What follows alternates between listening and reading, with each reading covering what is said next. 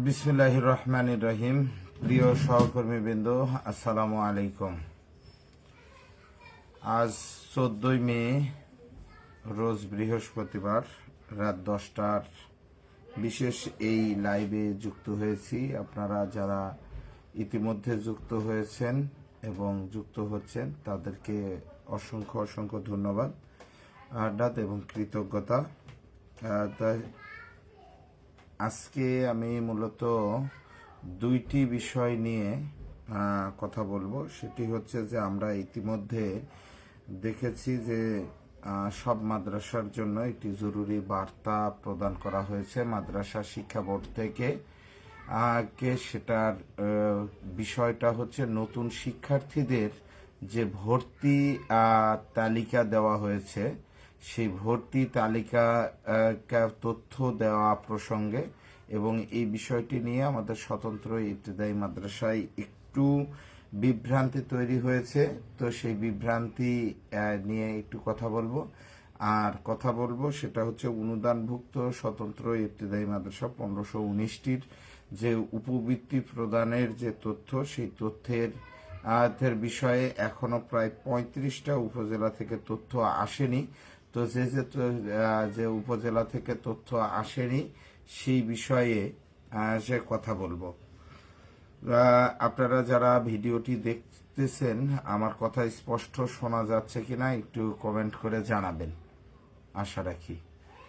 তো শুরুতেই যে বিষয়টি নিয়ে কথা বলবো সেটা হচ্ছে যে সকল স্বতন্ত্র ইবতেদায়ী সহ দাখিল, আলিম, ফাজিল, কামিল মাদ্রাসা বোর্ডের অধীনস্থ সকল মাদ্রাসার নতুন ভর্তি শিক্ষার্থীদের তথ্য প্রদান সংক্রান্ত একটি গুরুত্বপূর্ণ নির্দেশনা এসেছে মাদ্রাসা বোর্ড থেকে।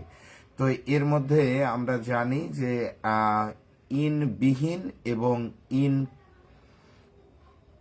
প্রাপ্ত দুইটি প্রতিষ্ঠান আছে। তো এর মধ্যে ইনবিহীন যে প্রতিষ্ঠান, সেই ইনবিহীন প্রতিষ্ঠানের মধ্যে আমরা স্বতন্ত্র ইবতেদায়ী মাদ্রাসা রয়েছি। তো স্বতন্ত্র ইবতেদায়ী মাদ্রাসায় ইনবিহীন থাকলে তাহলে তাদের তথ্য কিভাবে দিবে, সে বিষয়টি আমি ইতিমধ্যে আপনাদেরকে ভিডিও দিয়ে সহায়তা করার চেষ্টা করেছি। আশা রাখি অনেকেই সেই ভিডিও দেখে উপকৃত হয়েছেন, এবং অনেকেই যারা যেখানে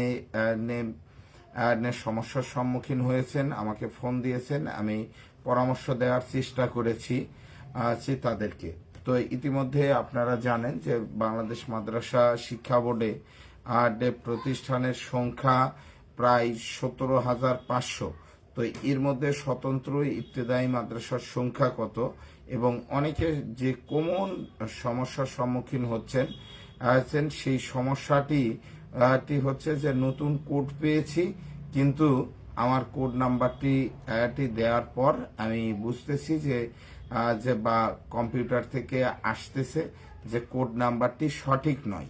বিশেষ করে গতকাল এই ভিডিও দেওয়ার পরে যে কিভাবে আমরা পাসওয়ার্ড পাবো এবং কিভাবে শিক্ষার্থীদের তথ্য দিব, সেই বিষয়ে ভিডিও দেওয়ার পরেই কমন যে সমস্যা হচ্ছে সেটা হচ্ছে যে আমার প্রতিষ্ঠানের আমি কোড নাম্বার দিচ্ছি, কিন্তু কোড নাম্বার দেওয়ার পরেও আমার কোড নাম্বারটি সঠিক নয় দেখাচ্ছে।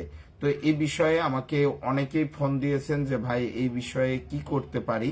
তো তাদের ক্ষেত্রে যে বিষয়টি, সে বিষয়টি হচ্ছে যে 57,000, তথা আমরা জানি যে মাদ্রাসা শিক্ষা বোর্ড 8.1 বা 10 থেকে 10 থেকে যে সিরিয়াল বহন করে সেটা হচ্ছে কামিল মাদ্রাসার ক্ষেত্রে, 20 থেকে যেটা ব্যবহার করে সেটা ফাজিল মাদ্রাসার ক্ষেত্রে, 30 যেটা ব্যবহার করে সেটা আলিম মাদ্রাসার ক্ষেত্রে, এবং 40 যেটা ব্যবহার করে সেটা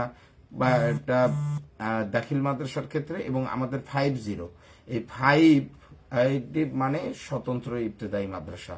তো এই 50 বা 50,000 যেটা, সেটা হচ্ছে মাদ্রাসা বোর্ডের একটি সিরিয়াল নাম্বার।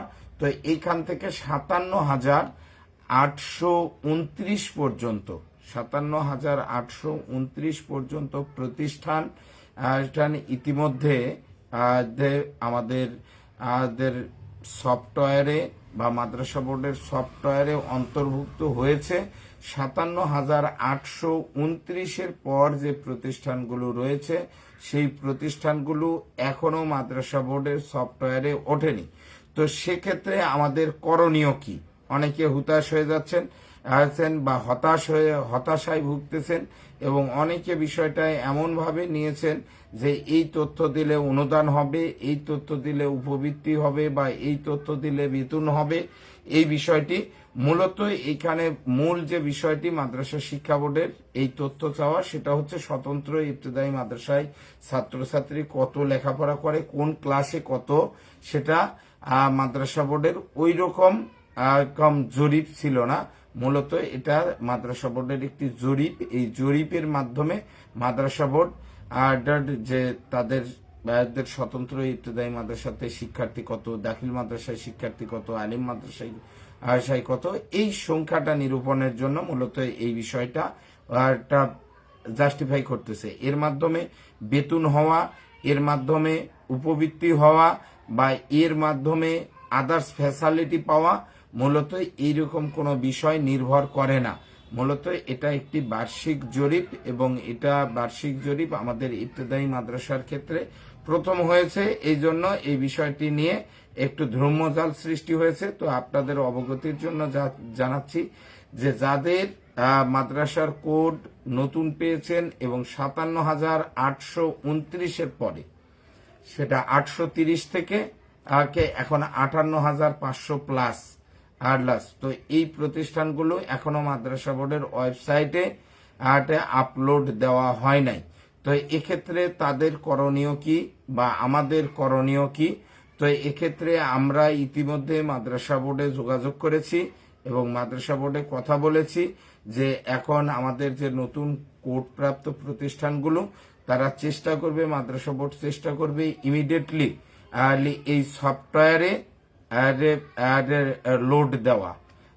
যদি এই সফটওয়্যারে লোড দেওয়া হয় বা সফটওয়্যারে এন্ট্রি করা হয় তাহলে ইনশাল্লাহ এই একটু খুব দ্রুত সময়ে বাকি যে নতুন কোডপ্রাপ্ত প্রতিষ্ঠান তারাও তাদের শিক্ষার্থীদের তথ্য দিতে পারবে। আর যদি না পারা যায় তাহলে সেক্ষেত্রে করণীয় কি? তো সেক্ষেত্রে করণীয় কি সেটা বিষয়টা একটু আপনারা ধৈর্য ধরেন। যে আমরা যেহেতু মাদ্রাসা শিক্ষা বোর্ডে এই বিষয়ে কথা বলেছি, মাদ্রাসা বোর্ড এটা ব্যবস্থা করতে চেয়েছে, তো সেক্ষেত্রে আমরা আশা প্রকাশ করতেছি যে মাদ্রাসা বোর্ড এটা এর মধ্যে ক্লিয়ার করবে। এবং যদি ক্লিয়ার না হয় তাহলে আপনারা এটা একটু ধৈর্য ধরেন যে এর আগে তো আমরা তথ্য দিইনি, মাদ্রাসা বোর্ডের তথ্য দেওয়া হয়নি। সুতরাং এটা মাদ্রাসা বোর্ডের প্রয়োজন অনুসারে মাদ্রাসা বোর্ড আমাদের তাদের ওয়েবসাইটে এই বাকি যে নতুন কোডপ্রাপ্ত প্রতিষ্ঠানের তথ্য এন্ট্রি দেওয়ার সঙ্গে সঙ্গে আপনারা আবার এখানে শিক্ষার্থীর তথ্য দিতে পারবেন। এটা নিয়ে হতাশ হওয়ার বা এটা নিয়ে কি করলে পারবো, আমার প্রতিষ্ঠানের কোড ভুল কিনা না এই ধরনের বিষয়গুলো ভাবা মোটেও উচিত হবে না। তো এটা একটা বিষয়। আর পরবর্তী যে বিষয় কথা বলবো সেটা হচ্ছে যে আপনার উপবৃত্তি প্রাপ্ত 1519টি প্রতিষ্ঠানের এখনো 35টি উপজেলা থেকে উপজেলা মাধ্যমিক শিক্ষা অফিসার এখনো মাদ্রাসা শিক্ষা অধিদপ্তরে তালিকা প্রদান করেন নাই বা সেখান থেকে রেফার করেন নাই। তো এই জন্য বলা হয়েছে যে শামসুল আলম ভাইও আজকে অধিদপ্তরে গিয়েছিল, আমাদের সভাপতি আহমেদ ভাইও গিয়েছিল, তাদেরকে মাদ্রাসা অধিদপ্তর থেকে অনুরোধ করা হয়েছে যে এই 35টি উপজেলা যেন রবিবারে সকাল 10টা বলা হয়েছে, সকাল 10টার বাহিরেও যদি হয়, কারণ এটা খুবই অল্প সময়ের কাজ। মাদ্রাসা থেকে যে তথ্যগুলো এন্ট্রি করা হয়েছে শুধুমাত্র এটা মাধ্যমিক শিক্ষা অফিসার শুধুমাত্র পার করে দিবে, এটা 10 মিনিটের কাজ। সুতরাং এই বিষয়ে আমাদেরকে অবশ্যই এগ্রি হতে হবে এবং সচেতন হতে হবে। এবং আমরা যদি এই তথ্য প্রদান করতে অবহেলা করি তাহলে আমার শিক্ষার্থীরা উপবৃত্তি পাবে না, এক, এবং নেক্সট টাইম আমার প্রতিষ্ঠানও উপবৃত্তি পেতে সমস্যা হতে পারে। সুতরাং এই বিষয়ে আমাদের অবশ্যই সচেতন হওয়া প্রয়োজন এবং এই বিষয়ে সচেতন হবেন। আর আরো কিছু বিষয় এক্সটার্নাল বা বাহিরে, সেটা হচ্ছে যে আমরা দেখেছি যে অনুদানভুক্ত শিক্ষা প্রতিষ্ঠানের একটি সংগঠন তৈরি হয়েছে, অনুদানভুক্ত স্বতন্ত্র ইবতেদায়ী মাদ্রাসা শিক্ষক কল্যাণ কমিটি, এবং আজকে আমরা দেখেছি যে অনুদানবিহীন স্বতন্ত্র ইবতেদায়ী মাদ্রাসা শিক্ষক সমিতি চলমান আন্দোলন বাস্তবায়ন কমিটি নামে আরেকটি সংগঠন মানববন্ধন করেছে।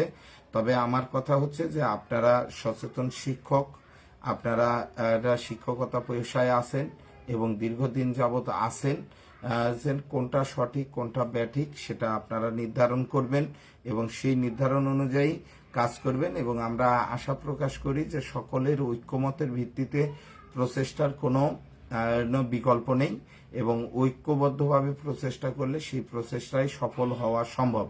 কারণ আমরা দেখেছি যে স্বতন্ত্র ইবতেদায়ী মাদ্রাসার বড় বড় আর বৈশাখী ঝড় এসেছে, কাল বৈশাখী ঝড় এসেছে, ঘূর্ণিঝড় হয়েছে, টর্নেডো হয়েছে, কিন্তু আমাদের এগেইনস্টের যারা দাঁড়িয়ে আছে তাদের টনক নড়ে নাই।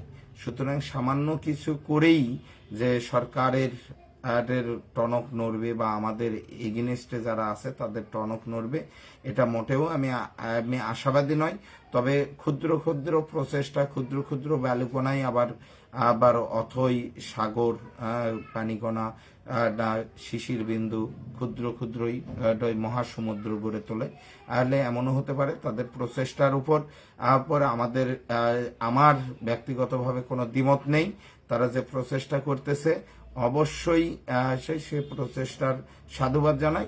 তবে আজকে অনুদানবিহীন স্বতন্ত্র ইবতেদায়ী মাদ্রাসা শিক্ষক সমিতির ব্যানারে যে করা হয়েছে, যে মানববন্ধন করা হয়েছে, সেই কর্মসূচির পক্ষে থাকলেও তাদের যে দাবি যে অনুদানবিহীন প্রতিষ্ঠানগুলোকে অনুদানের আওতায় আনতে হবে, এই দাবির পক্ষে আমি মোটেও পূর্বেও ছিলাম না, এখনো নাই, আগামীতেও থাকবো না। কারণ আমি বিশ্বাস করি যে স্বতন্ত্র ইবতেদায়ী মাদ্রাসা টিকিয়ে রাখতে হলে 2025-এর নীতিমালা বাস্তবায়নের বিকল্প কিছু হতে পারে না এবং সেই নীতিমালার আলোকে যদি জাতীয়করণ পর্যন্ত নেওয়া হয় সেটা আমাদের জন্য সুফল বয়ে আনবে। সুতরাং যারা দান, অনুদান এইসব চাই তাদেরকে অবশ্যই আমি মনে করি যে তাদের এটা শুভ বুদ্ধির উদয় হোক এবং তারা যে বিষয়টি চাচ্ছে বা করতেছে এটা আমার দৃষ্টিগোচরে পূর্বেও বলেছি। আসলে কারো সমালোচনা করতে আর ভালো লাগে না এবং লাইভ দেখতেও আমার শিক্ষক ভাইয়েরা লাইভ দেখতে দেখতে আপনারা ক্লান্ত, যে বিভিন্ন সময় বিভিন্ন লাইভ বিভিন্ন অনেকে অনেক নেই। তো এই বিষয়গুলো আমিও ব্যক্তিগতভাবে বিরক্ত। তারপরেও কিছু মেসেজ হয়তো অনেকে দেখতে চান না, অনেকে বিরক্ত হন, তারপরেও মনে করি যেটুকু প্রয়োজনীয় আপনাদেরকে বলা সেই বিষয়ে বলি। এখন এটা ভালো না লাগলে আসলে আমি ক্ষমা প্রার্থী আপনাদেরকে ডিস্টার্ব করার জন্য। তবে আমরা চেষ্টা করতেছি যে ইনশাল্লাহ অবশ্যই স্বতন্ত্র ইবতেদায়ী মাদ্রাসা একদিন আলোর মুখ দেখবে, সেই আশাবাদ এখনো আছে এবং সেই আশা আছে বলেই আপনাদের সামনে আপনারা বিরক্ত হওয়ার পরেও এই কথাগুলো বলি। তো আমাকে ক্ষমা দৃষ্টিতে দেখবেন এবং পাশাপাশি আমরা মনে করি যে ঐক্যবদ্ধ প্রচেষ্টা ছাড়া আসলে বিকল্প কোনো কিছু ভেবে লাভ হবে বলে আমার মনে হয় না। তারপরেও সবাই যে ঐক্যবদ্ধ হবে এমনও না, দল মত থাকবে, মানুষ যতদিন থাকবে ভিন্ন মত থাকবে, সেই মতগুলোকে আমরা সম্মান দিব এবং সম্মানের সহিত দেখব। তবে এমন দাবি করলে যে দাবিটি একেবারে বাস্তবায়নযোগ্য না, সেই দাবি করলে সেই দাবির পক্ষে মত দেওয়া আসলে কঠিন। আমি বলবো যারা অনুদানবিহীন প্রতিষ্ঠানের অনুদান চাচ্ছেন তাদের শুভ বুদ্ধির উদয় হোক এবং 25-এর নীতিমালা বাস্তবায়ন করে এমপিওকরণ এবং জাতীয়করণ আমরা চাই। এটাই আমাদের মূল জিনিস এবং মূল কথা। এতে যদি কেউ না থাকে কেউ মনে করে যে ইয়ে হবে। আর শূন্য পদের বিলের বিষয়ে এক ভাই দেরিতে সাবিনা সেতু, আচ্ছা বোন একজন যুক্ত হয়েছেন, তিনি শূন্য পদের বিষয়ে। আমি ইতিমধ্যে অধিদপ্তরে খবর নিয়েছি, সেটা হচ্ছে যে শূন্য পদের বিল আগামী যে অনুদান ছাড়বে ঈদের আগে মার্চ এপ্রিল সম্ভবত, আমি যতটুকু তথ্য নিয়েছি, এই বিল মন্ত্রণালয়ে পাঠানো হয়েছে। এই বিলেও শূন্য পদের বিল হওয়ার কোনো পসিবিলিটি নাই। তারপরেও এই দেশে অসম্ভব বলে কিছু নাই, সব সম্ভবের দেশ বাংলাদেশ দেশ। তো এই ক্ষেত্রে আপনারা চেষ্টা চালিয়ে যান, আপনাদের সাথে কোনো দ্বিমত নেই। তবে আমি আশাহত হয়েছি যে আমরা যারা 1590 বা 1690 শূন্য পদের শিক্ষক, তারা প্রত্যেকেই আমরা জানি যে আমি শূন্য পদে আছি এবং আমার বিল বেতন হবে যদি আমি এই মানববন্ধনে যাই। তারপরেও আপনারা যে আসেননি, এটা আমাকে আশাহত করেছে এবং আমি দীর্ঘদিন এই স্বতন্ত্র ইবতেদায়ী মাদ্রাসার আন্দোলন সংগ্রাম কর্মসূচিতে আছি। আমাকে এই জায়গায় আশাহত করে। আর যে জায়গায় যে আমরা 40,000 শিক্ষকের প্রতিনিধিত্ব করি, 40,000 শিক্ষকের দাবি দেওয়া নিয়ে কাজ করি, কিন্তু 4,000 শিক্ষকও 400 শিক্ষকও অনেক সময় 40 জন শিক্ষকও উপস্থিতি পায় না। এই জায়গায় আশাহত করে। তো এই বিষয়ে যারা শূন্য পদের বিশেষ করে আছেন, তারা নিশ্চিত জানার পরেও যে 1 ঘন্টার আলটিমেটামে শূন্য পদের বিল ছাড় করানো সম্ভব। 1 ঘন্টার আলটিমেটামে, আমি বিভিন্ন সময় বলেছি। তো এই 1 ঘন্টার আলটিমেটাম কার্যকর করার জন্য 1690 জন শিক্ষক নিজেরা 100% শিওর জানার পরেও আপনারা জানেন যে আপনাদের ইন্ডেক্স নাম্বার পড়েছে, আপনাদের রেজুলেশন কমপ্লিট হয়েছে, মন্ত্রণালয় অনুমোদন দিয়েছে, কিন্তু তারপরেও আসেননি। এটা আমাকে আশাহত করেছে এবং আমি উৎসাহ প্রদান করি যে আগামী দিনে আইনের যে প্রোগ্রাম আপনাদের শূন্য পদের বিলের জন্য, সেই শূন্য পদের বিলের জন্য আপনারা 1690 জন শিক্ষক তালিকা ধরে তাদের নাম ডাকেন এবং আমি একটা কথা বারবার বলি যে আন্দোলন সংগ্রাম এগুলো বিষয়গুলো আসলে অন্তর থেকে আসে, এগুলো কেউ জোর করে হয় না। তো সুতরাং আমি আপনাদেরকে বলবো যে 1690 আপনারা যারা শিক্ষক আছেন, 1519 যারা প্রতিষ্ঠান প্রধান আছেন, তারাও ইচ্ছে করলে 1 ঘন্টার আলটিমেটামে এটা করা সম্ভব। কিন্তু আপনারা কেন জানি এটা করতেছেন না। আজকে গোলাম আজম ভাই একটা কথা বলেছে যে এদেশের সরকার ফ্যামিলি কার্ড দিচ্ছে, এলপিজি গ্যাস কার্ড দিচ্ছে, স্বাস্থ্য সুরক্ষা কার্ড দিচ্ছে। আমাদের স্বতন্ত্র ইবতেদায়ী মাদ্রাসাদের জন্য যে 3300 টাকা দিচ্ছে, সেটা প্রায় ফ্যামিলি কার্ডের সমান। সুতরাং আমাদেরকে এই শিক্ষক কার্ড এটা দিয়ে দিক, তো তাহলে তো এনাফ। তো গোলাম আজম ভাই এই কথাটা বলেছেন জনবাণী অনলাইনে, আমি দেখলাম, বেশ ভালো লেগেছে। তবে আপনাদেরকে অনুরোধ করব যে আপনারা এটা যেটাই যাই করেন ঐক্যবদ্ধভাবে করার চেষ্টা করেন। সকলকে ধন্যবাদ। আবারও কোনো তথ্য থাকলে আপনাদের সাথে লাইভে যুক্ত হব। সে পর্যন্ত ভালো থাকেন, সুস্থ থাকেন, আমার জন্য দোয়া রাখবেন। সকলকে আবারও সালাম জানিয়ে শেষ করছি। আসসালামু আলাইকুম।